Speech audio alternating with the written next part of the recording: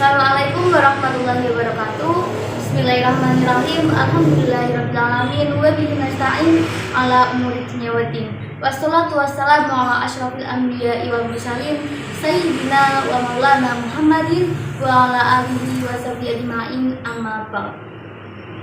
Perkenalkan, kami dari kelompok 5 dengan 2 anggota. Yang pertama adalah teman saya yang bernama Muhammad Uli Nuha dengan NIM 23200058, dan saya sendiri Nur Alvina Lailatul Nikmah dengan NIM 23200069. Kelompok kelima kami ini mendapatkan tema judul subbab tentang standar kelulusan atau SKL, standar kompetensi kelulusan dan standar isi, standar proses, dan standar penilaian pada kurikulum 2013 dan kurikulum 2013 revisi. Kurikulum adalah seperangkat rencana dan pengaturan mengenai tujuan, isi, dan bahan pelajaran, serta cara yang digunakan sebagai pedoman penyelenggaraan kegiatan pembelajaran untuk mencapai tujuan pendidikan tertentu.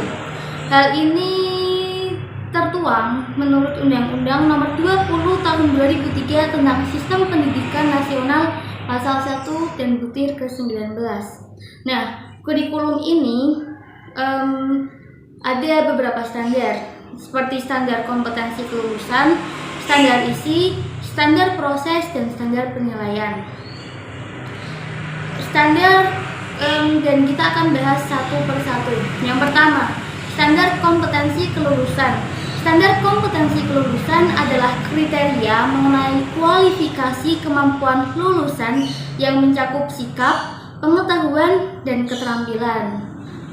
Standar kompetensi kelulusan digunakan sebagai acuan utama pengembangan standar isi, standar proses, standar penilaian pendidikan, standar pendidik, dan tenaga kependidikan. Nah, jadi dalam kurikulum itu standar kelulusan sebagai acuan dan juga sebagai kriteria kelulusan. Nah, standar kompetensi kelulusan ini mencakup standar isi, standar penilaian, dan standar proses yang nanti akan kita bahas satu persatu. Dan standar kompetensi kelulusan. Kompetensi ini mencakup pengetahuan, sikap spiritual, keterampilan, dan sikap sosial, di mana kita mengetahui sendiri bahwa pengetahuan adalah ilmu tentang bagaimana seorang mengetahui akan sesuatu. Sikap spiritual adalah sikap dari peserta didik tersebut. Keterampilan adalah keterampilan berproses dari anak didik, dan sikap sosial adalah bagaimana proses sosial peserta didik tersebut. Seperti itu. Dalam standar kompetensi lulusan terdapat 3 dimensi. Pertama, dimensi sikap. Pada dimensi ini, siswa dituntut memiliki perilaku yang mencerminkan sikap beriman dan bertakwa kepada Tuhan Yang Maha Esa, berkarakter jujur dan peduli, bertanggung jawab, pembelajar sejati sepanjang hayat, dan sehat jasmani rohani. Dimensi selanjutnya, dimensi pengetahuan. Siswa harus memiliki pengetahuan faktual, konseptual, prosedural, dan metakognitif pada tingkat dasar berkenaan dengan ilmu pengetahuan, teknologi, seni, dan budaya. Dimensi selanjutnya adalah dimensi keterampilan. Siswa harus memiliki keterampilan berpikir dan bertindak kreatif, produktif, kritis, mandiri, kolaboratif, dan komunikatif. Standar isi.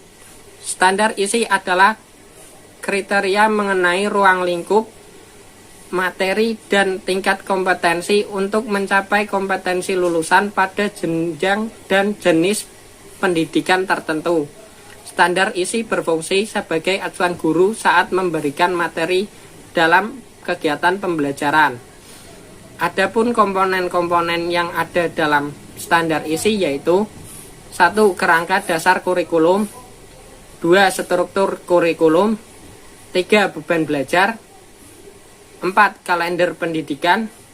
5. Pengembangan kurikulum.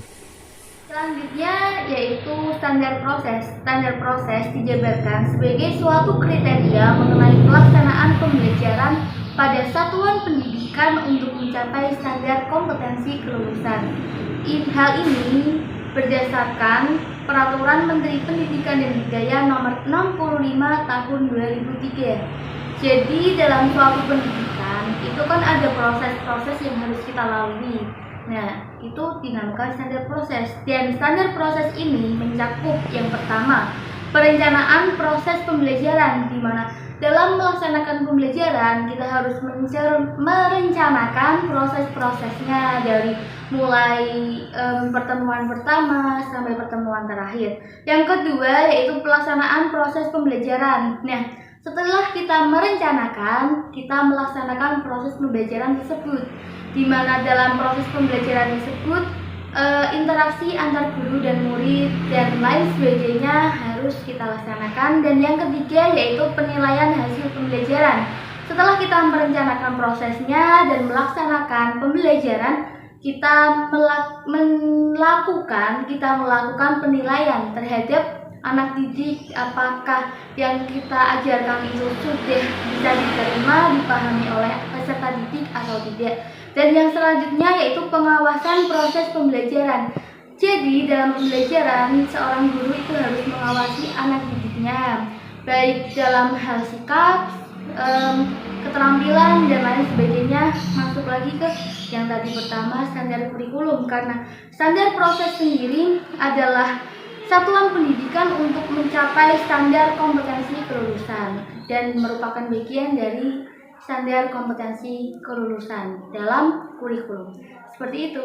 Standar penilaian. Standar penilaian adalah kriteria mengenai lingkup, tujuan, manfaat, prinsip, mekanisme, prosedur, dan instrumen penilaian yang digunakan sebagai dasar dalam penilaian hasil belajar peserta didik pada pendidikan dasar dan menengah.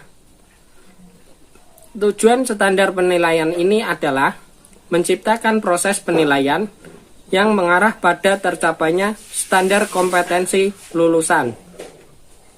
Isi standar penilaian yang termuat di dalam rumusan Permendikbud nomor 23 tahun 2016 yaitu 1. Aspek penilaian. Aspek penilaian ini meliputi aspek sikap, aspek pengetahuan, dan aspek keterampilan. 2. Prinsip penilaian.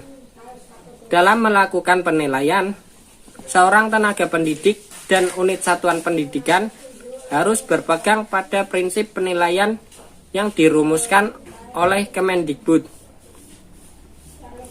3. Bentuk penilaian. Jika ditinjau dari penyelenggara penilaian, ada 3 macam bentuk penilaian, yaitu penilaian oleh tenaga pendidik, penilaian oleh satuan pendidikan, dan penilaian oleh pemerintah. 4. Mekanisme penilaian. Mekanisme penilaian adalah cara yang digunakan untuk melakukan penilaian secara terintegrasi guna mencapai standar kompetensi lulusan. 5. Prosedur penilaian. Prosedur penilaian meliputi aspek sikap, pengetahuan, dan keterampilan. 6. Instrumen penilaian. Instrumen penilaian dipisahkan menjadi 3, yaitu instrumen penilaian oleh pendidik, instrumen penilaian oleh unit satuan pendidikan, dan instrumen penilaian oleh pemerintah. Sekian presentasi dari kelompok kami. Kurang lebihnya saya mohon maaf. Terima kasih. Wassalamualaikum warahmatullahi wabarakatuh.